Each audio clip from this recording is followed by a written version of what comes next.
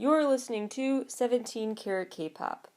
For more information about the variety of topics covered on the show, as well as my other podcast, How to Stan, visit 17caratkpop.weebly.com.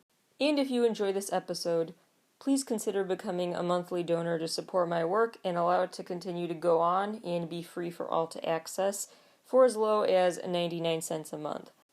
Visit the Support the Show link on my site's homepage for more information. Hello everybody, and welcome back to 17 Carat K-Pop. The usual caveats apply today as I count down my top 20 picks for the best new music from K-pop, C-pop, and J-pop artists. There are only 20 slots, so please remember at the end of the day, all in good fun. No need to come for me or anything, it's nothing personal against your fave. And stay tuned for the final segment because I will include my honorable mentions, and I have a lot of those shoutouts to give, so your fave might be there. Second of all, if you want to watch all the videos I'm talking about today, and to listen to a Spotify playlist of all the songs I talk about today, click on the links in my Best of May post on the show's website. If it's not a by publication time of this episode, it will be out within a week of it, so stay tuned to the site for that, as well as the write-up, which will feature a few different thoughts and just a different focus with the commentary from what I talk about today. Now let's get to the top 20 countdown for Best of May, starting with number 20, The Volunteers, with their self-titled debut album. This is the new rock band from Yerin Beck, the soloist, which was such a fun surprise from her. And I think this album is the perfect length to really present their identity to the world as rock stars. To show her rock star image as a band member, kind of like it's her stage persona, a new one she has outside of her solo music career. Plus the album is just the perfect length, not too long to be a slog, not too short, but long enough that you get an idea of who this group is and how they want to be seen going forward. Number 19. The three-way duet called Echo by Eric Nam, Arman Malik, and Kashmir. There are so many ways a three-way collaboration done entirely remotely from different parts of the world could go really wrong, but they managed to pull it off, and so first of all, you have to give them some props. The song started out in an LA studio, but then after about 2 months and tons of back and forth messaging and tweaking and refining, all remotely, and filming a video for this 12 hours of virtual editing work, this song was born. This song's praiseworthiness is not just because of the logistics of how it came together, but of how cool it is as an emblem of the positive side of innovation and technology, of how it can be used to connect people. This whole thing came together thanks to befriending each other online, then saying, hey, we should collaborate together someday, and finding a way to make it happen. The power of the internet not just made this song, but made the friendships that preceded this song.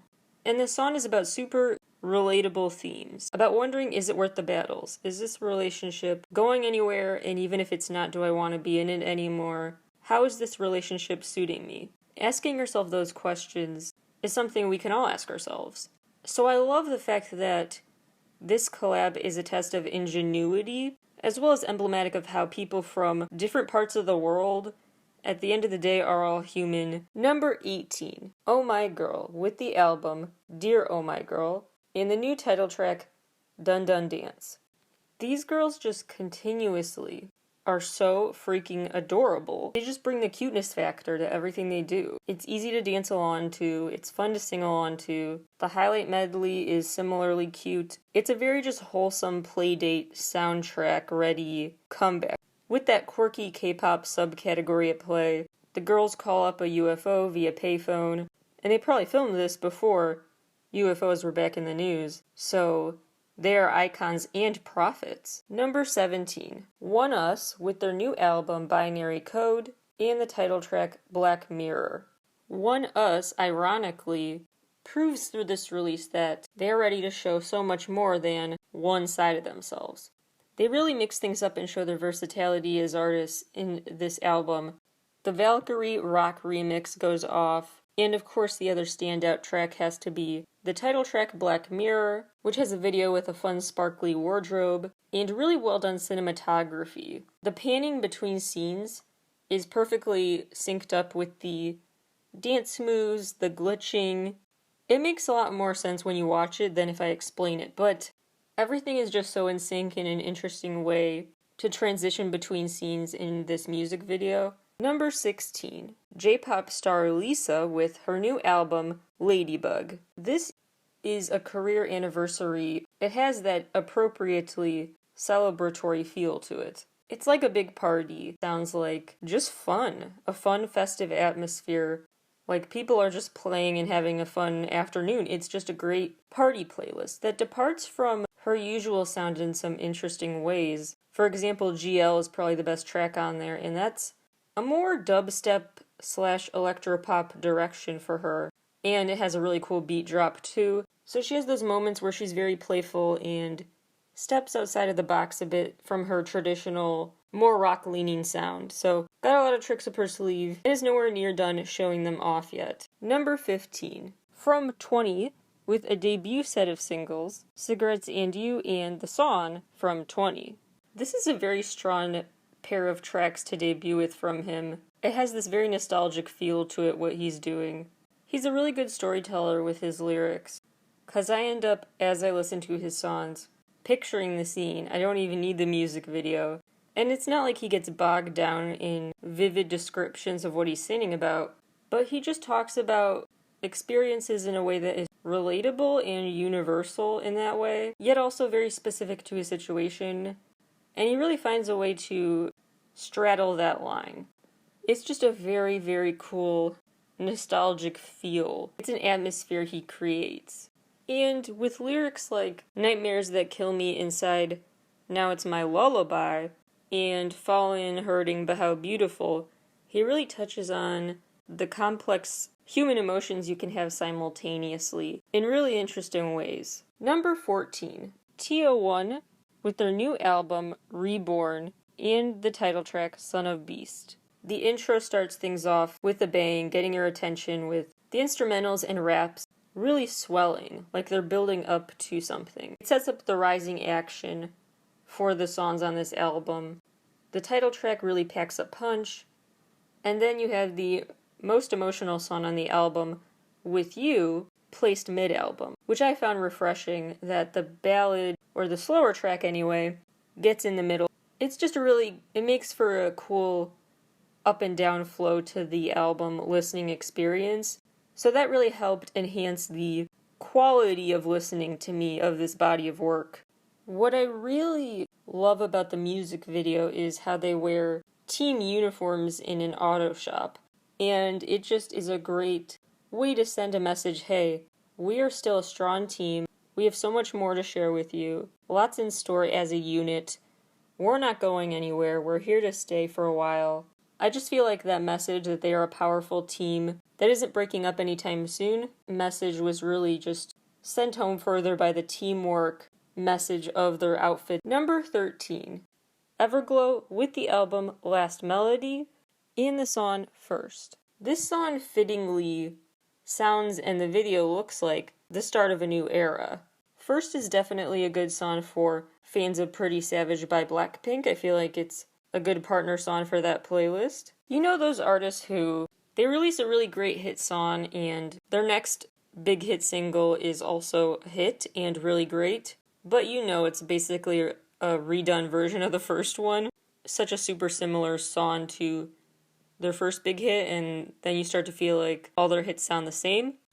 Everglow is kind of the opposite. None of their title tracks have sounded like the same song, so they're always surprising us. I also love the visual storytelling they're doing. Basically, lightning strikes and black smoke poofed these girls down to a new planet, marking the dawn of a new era visually as well as sonically. The song has the classic confidence that we know and love from Everglow. The sound is really loud and in your face, as the song would suggest with You Know That I Come First. Lots of fun with electronic keyboards in this song. So it's just a very kooky, fun instrumental and classic Everglow. So it's a great mix of what we've come to expect from them and showing there's something new from them still. predictable in some ways and very much not in others. None of their title tracks sound like just a repeat of the last one. They control bolts of lightning that shoot out of their hands. The video literally ends with a big bang of confetti. They say things like stand up, hands up, etc. It just demands to be performed live. It should be their first track on their set list when live shows come back. I won't be digging into much of a music video universe theory on today's episode, but I will just throw out there that I feel like it's significant that the girls have superpowers to transport into a new world, but they're once again in all red outfits like they were for La Di Da. Just an interesting continuation of their wardrobe. I don't know, could mean nothing, but wardrobe is just one of the many ways K-pop artists tell a story through their videos. Number 12, Bling Bling, with their new album Contrast and the title track and video for Oh Mama. The perfect mix of sweet and sassy with this release, because they started out acting very just cute and sweet with their pastel outfits and the pastel aesthetics of the whole album teaser video, and then the Oh Mama video came out, and Oh Mama is right, it is so fierce. It's a really cool back and forth too between black outfits and white outfits.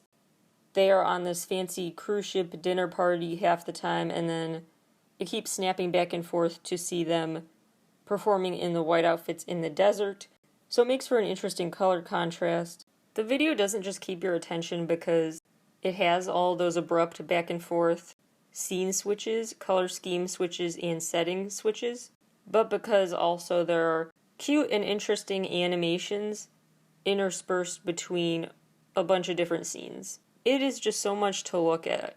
I admittedly was not very impressed with Bling Bling's debut. It didn't stand out to me really, but this really makes me want to give them another chance because now they're really showing us what they're capable of, and I love what I see seeing this versatility. Number 11, Gaho with his new single and video for Rush Hour. Honestly, the first time I listened to this, I was so hooked. I put it on a loop, I kid you not, for well over an hour, probably at least 2 hours straight. And I still, as I recorded this, have it in my head and cannot get tired of it. It is just such a good song.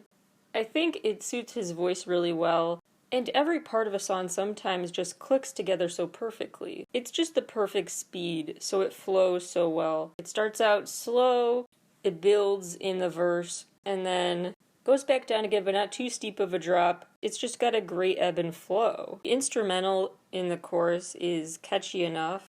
Then you got the ba-ba-ba-da-ba that follows his high note. So fun from start to finish. I cannot say enough good things about this song. And then the beat drop in the bridge, my goodness, so perfect. Anyway, it goes off. It definitely needs to be played blasting on car speakers. So now Rush Hour is no longer boring.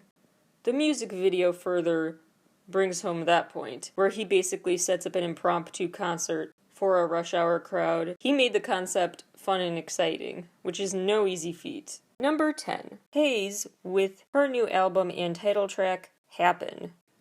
You know that she can make a phone book sound captivating. So her vocals continue to be top tier on this release. She keeps crossing paths with this boy, and it really is like fate how they keep running into each other. She sings about all the little circumstances that had to happen for them to meet each other. Like on this day, this had to happen, and you had to think, I'm going to do this today, and I'm going to go that way today, and I'm going to wear this today. Spoiler alert, at the end of the video, the camera zooms out and we see that she's in a museum of some sort, looking at pictures on the wall. So all the moments she crossed paths with this guy were moments framed in time, frozen in time, on the wall, still art imagery. You can read into that whatever you want about how real their chance encounter was.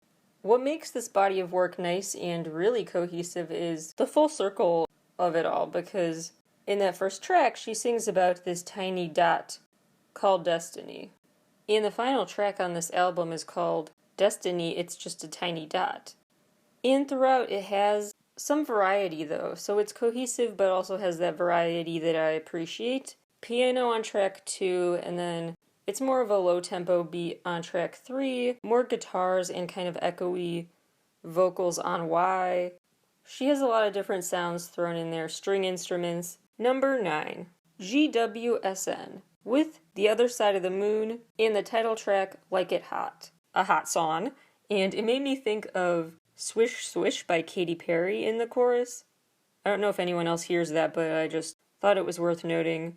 It's a really catchy song, and it's an impressive feat to make a song called E-I-E-I-O sound rock and make it work, but they do have a rock-leaning song called E-I-E-I-O. Yes, Old MacDonald found quaking.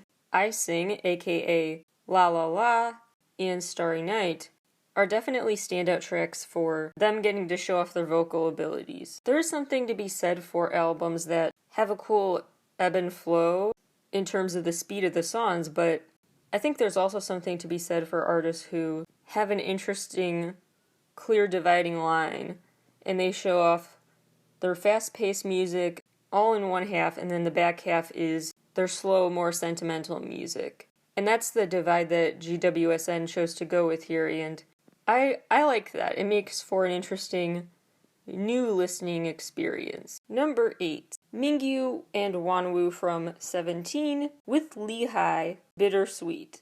This is a nice low-key song to set the scene. Coffee shop vibes.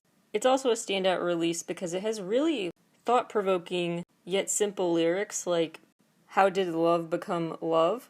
And your eyes are meeting, you're seeing the same thing, you're looking at each other, but you're still worlds apart. They also talk about selfishness growing in them. As the void grows between two people, selfishness grows, it fills the void. One of the lyrics talks about hiding in the rain, always smiling. So you are out in public, you're in the rain, you're outside, but you're smiling and not embracing the rain, hiding in it. And you're not sure what you're looking for, but you're unsatisfied and disappointed about something. They really just break apart the word bittersweet, reflect on what's gone bitter versus what is still sweet. So the lyrics, they paint an interesting picture. The last thing I love about this is that there's this super cute and wholesome, very 17 twist added to the video, where it looks like maybe they're going to make up with a lover, but the friends end up choosing each other over love. They choose their friendship over the relationship. And so they smile in the rain and walk away together arm in arm, and it is just so sweet. Very 17 of them, and we love that. Number 7. One OK Rock with their new single, Broken Heart of Gold. I won't get too personal, but I could, because frankly, this song came out on a day, on a week where I really needed it. And that's what One OK Rock often does. They find a way to channel the sorrow and angst of younger generations into rock music. And it's so therapeutic to listen to. It's a sense of solace in solidarity with other people feeling the same way. They really just legitimize intense emotions and don't patronize or try to gloss over and say just look on the bright side. But they also find unique ways to still sing about their cautious optimism. For example, on their last track, Renegades, they sounded distressed yet continued to sing about not being afraid after you fall those 7 times, getting back up the 8th time. And in this new song, they sing about despair. Sometimes I just want to quit, tell my life I'm done with it when it gets too painful. But then they turn around and say, I love myself, but not today. So they sing about these feelings as temporary, reminders that they're not permanent. And then they sing about the song title, Smashing Your Broken Heart of Gold. So they're combining the description of your pain and your inner light. They just have a very interesting way that's very artful of putting things in their lyrics that straddle the line from being just flat out depressed songs and being happy-go-lucky, unrealistic songs. Number 6. TXT, with their new album, The Chaos Chapter Freeze, and the new music video for 0 × 1 = Love Song. First of all, you knew we were in for a treat just by looking at the tracklist and writing credits. Not only did BTS's RM contribute to writing the title track, but there are also writing credits given to Stella Jane, Madsun, Ali Alexander from actually one of my favorite non-K-pop groups, Years and Years. Really quite the top-tier songwriting cast put this album together. TXT really did immerse themselves in the emotional layers of this. As they said in the press conference promoting the album, they really did try to convey the intense emotions of their music video characters through the album, and they definitely did. I was blown away by how grown up they sound. And look, it is a bit emotional to watch them drive a car, as weird as that sounds. They're like a baby brother group to BTS, so I just feel like they're growing up too fast. They really did show and express such angst that I really just thought the album was taken next level thanks to their voices. It's not everyone who could pull off these songs and give them that degree of emotional impact and that sense of almost sympathy for their characters in this story. Really well done, and I always love in TXT content, they always have so many little details and Easter eggs that it requires several viewings before you spot them all. The swimming pool, that's a more obvious tie-in to a previous release with the pool from Runaway.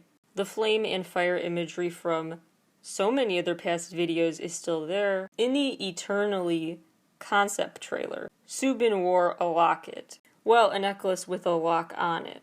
And now car keys are a big deal in this video. There was a whale in the Blue Orangeade video, and a whale is seen in the sky out his window at one point in this video. Then there's the piggyback riding in Blue Hour, and now more of that. It just feels like all these little details continue to be used in each video to keep that through line and give me a lot of things to speculate about. Plus, that cast, the arm cast, that says loser on it, but the red marker has a V written over the S, so it says lover instead. That's a direct reference to It, when the kid's getting bullied, so a girl says, "I'll sign your cast for you," writes loser on it. He decides to change that by drawing a V over the S, so it says lover instead. That's a direct reference to It. TXT's whole story is all about this group of misunderstood, self-proclaimed losers, these misfit characters, teaming up to battle dark forces, inner demons, and outer ones. The lessons at the end of the day are actually not that far apart. In my TXT Universe episode, I told you to look out for some recurring themes my list included about what to keep an eye on. Sending messages through their clothing. Not just with the cast, but also the End of the Effing World t-shirt gives a big hint about the story. Contemplating how much of what happens to them is fate, and how much control we actually have over our lives and our futures. Deep emotions, showing vulnerability, water or pools, fire, flame symbols, and the bigger storyline of a relationship with this woman who showed up in a previous video, and then the whale symbolism, the lock and key. I could go on, but then there's also the piggybacking and just the theme of youth, growing up and really fearing this growing up thing. They are frozen in time, and that is the whole concept. So while the Dream Chapter series of albums told the story of meeting someone you love, the Chaos Chapters is their new series of albums. They start with this one. That is about feeling stuck in time now, but that causes them to realize what is keeping them anchored, what truly at a deep level keeps them grounded in the present moment. When there are moments that are tough, what is their anchor? And they realize it's the person they love, that everything in the world is uncertain, the world is chaos, literally crashing down around them, but they know they got this, because as much as the uncertainty is freaking them out, you can focus on the one certainty you have, which is love, that will always be there for someone. I really like what Huening Kai said about TXT's appeal. Quote, "Our music is about stories that only we can tell. They are stories about those teenagers reinterpreted and created into our own performances." And that's a perfect way of putting it. Their stories are relatable to young generations, and they are TXT stories through their performances, videos, the whole package. Number 5. NCT Dream, with their new album Hot Sauce and so many music videos for Diggity, Dive Into You, Rainbow, Hot Sauce. I already talked about this album at length on NCT Talk episode 8, so go check that out if you want the full rundown. My super condensed explanation of why this deserves a spot on the list, first of all, gave me more content to theorize over. You know how much as an N-citizen I am really out there with my theories. Second of all, they have so much fun. It is such a cute and colorful sound and video. It's all quite the party, and it nails the classic NCT formula, which mixes all sorts of sound effects, a throw every sound at the wall and see what sticks approach, with everything actually sticking. They just really, it's impressive how they make it not sound garbled and overwhelming, but actually make it sound good. The wide variety of instruments and voices, they have so many layers to their music, and always unexpected too. They have more guitar-focused tracks, they have slower, more sentimental songs, they have super fun and high-energy songs. It's got a bit of everything. There's a song on there for you, no matter what your taste. Taste pun unintended. Number 4. BTS with their new single and music video for Butter. I talked about Butter at length on the latest episode of the show, so I won't go into it too much more here, but what I will say real quick about it here is they really brought the energy boost, the pick-me-up, the contagious smiles, the synth-pop fun. Number 3. Manacle with their new album, Liberation. This J-rock group is just incredible. Definitely one of my new favorite J-rock groups. Crashing guitars, and then throughout the album, lots of guitars, haunted house, eerie vibes, sometimes creepy nursery rhyme recitation, sometimes dramatic string instrumentals, organ music. The song Our Easter kicks things off with a bang and ends with almost what sounds like someone falling down, like in a Tower of Terror or some other theme park ride when the drop hits. I don't know. It's a weird sound, hard to pin down. But then you have Cursed Exit, which sounds like escape room music or chase scene music in a movie. Then there's quirky songs like Genome Burger, which sounds like you're listening in on a gadget-filled spy mission. There's one song in the middle that slows things down a tad, but is still fast-paced. And then after that quick breather, they go back to super fast-paced, high-energy, rockin' out. Number 2, Taemin, with his music video and mini album, both titled Advice. I'm not going to spend too much time talking about this because I have the Taemin trilogy of episodes out. Taemin's latest act, and Taemin's encore. So shameless plug, go check out those episodes. But for this new album, all that I will add now is it's a great installment in his music video storyline. It gives me a lot of theories to think about, and just we're seeing him unleash his alter ego character in some really interesting ways. It also feels like it fits right in with the rest of his discography because of the characters he plays, even just through lyrics. Like how on the song Sad Kids, it's basically a mirror of the song Two Kids from his last album. So a really cool continuation. But it's also just high quality music for people who are not super fans, invested in all of the nitty gritty details and theories you could have about his work. In general, it's also just good to listen to. He has a beautiful voice. He finds really interesting ways to sing about stuff like the light getting so transparent, yet that brightness allows you to ironically regain your sense of color. He sings about fearing, like in If I Could Tell You, fearing disclosing anything because that might hurt a perfect relationship.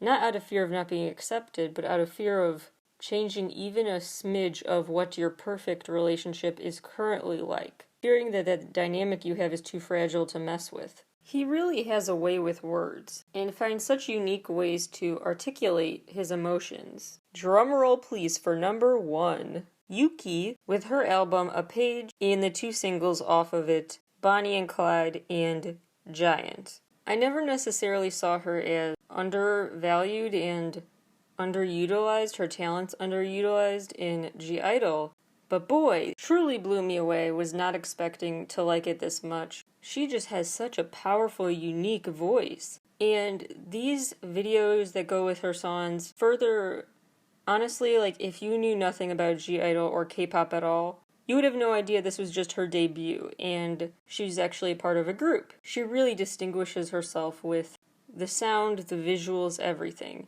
So many great lyrics, like Can't Let Them Break Me Down, I Hear the Voices Say I'm Not Worthy, Nowhere to Run But Dig Deep, Hesitating Got Me Against the Wall, No more mistakes like I made before, 'cause I know how to win this time.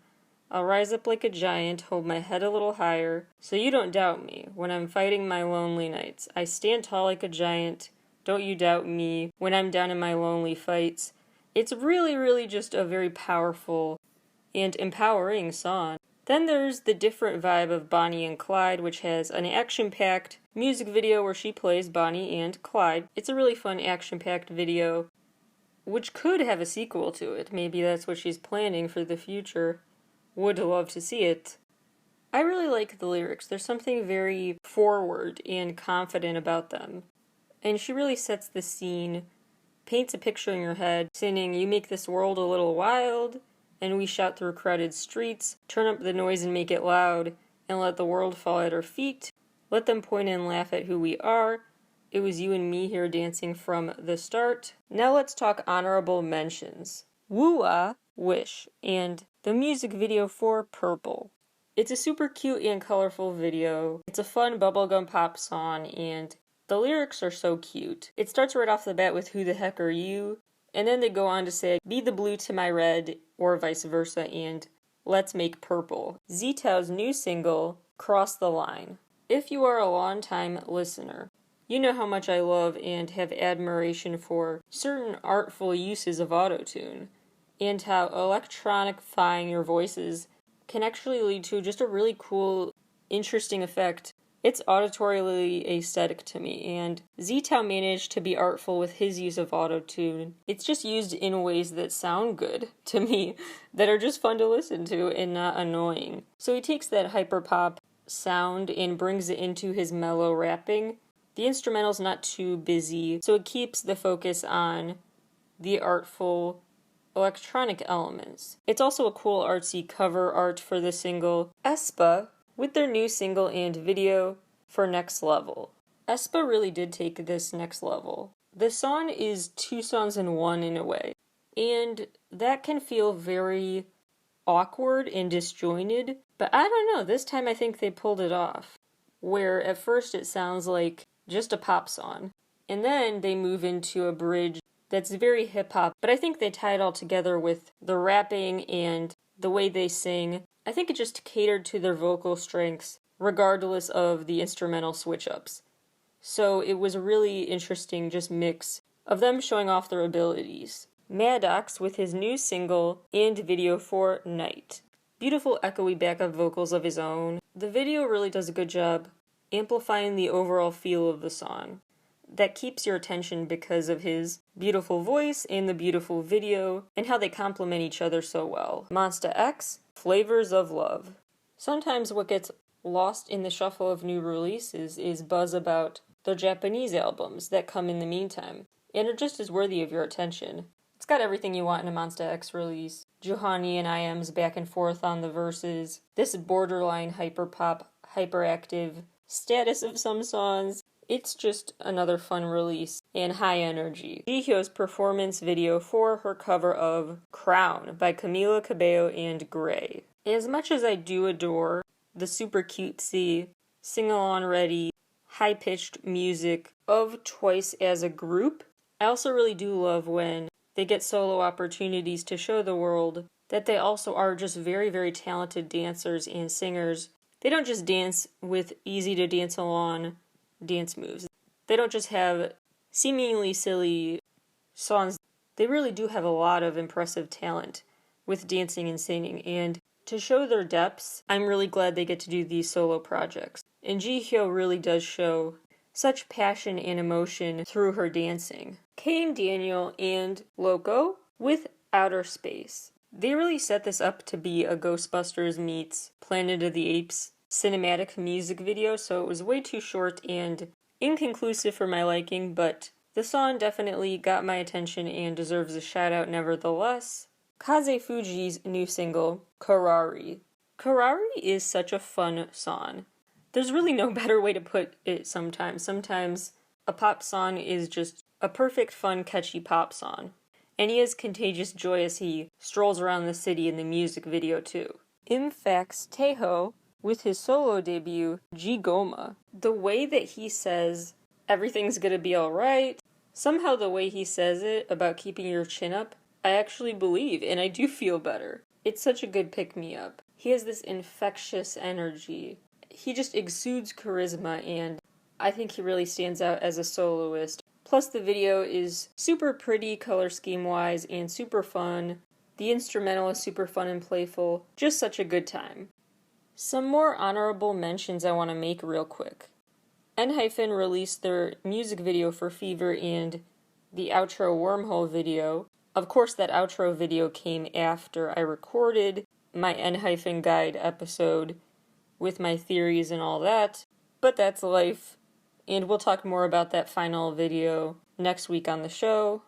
Lulu Pop and Purple Kiss have a new collab out, with an incredibly adorable music video to go with it, featuring this girl, this animated girl with enormous eyes, and a really just cute, sweet song and video about friendship. It's called Find You, and it features beautiful clothes, a cute storyline. It's just what's not to love. Last but not least, Baekhyun's new collaboration with Say Moontak. It's called Hurt, and again, it's a song where it's like, what's not to love about it? Great voices, great instrumentals, it's all there. Before I go, I do have some English language faves from the past month that I want to shout out. Dove Cameron's new collaboration with Rez, Taste of You, is such an EDM banger. Then there's Jessie Page, who I shout out a lot on this show because you gotta support independent artists making great underrated work, and her latest song, Not Jessica, I'm Jessie, is so good, and her most personal and vulnerable yet, so I really, really admire her for that. Lastly, Sour, Olivia Rodrigo's debut album. It is definitely worth the hype. There's something so admirable about raw and authentic and detailed storytelling. Like we talked about with some other songs on today's episode, I really admire when artists set the scene and manage to paint a picture in your head of what's happening and make you feel like you've been there before you relate to it, but also talk about experiences that are very specific to them. And she finds a way to do that. Powerful deliveries, just it grips you, it keeps your attention on this story, and I just think her storytelling ability really does shine. There are a lot of slower guitar-backed songs on the album, but like I said, her storytelling keeps your interest. She also has some pop-punk influences, and it's by and large a breakup album, but it touches a lot on everything from social media envy to it just being brutal out here in the most relatable intro an album could have. That is all for today's episode. Thank you all, as always, so much for listening, and I will talk to you all again very, very soon.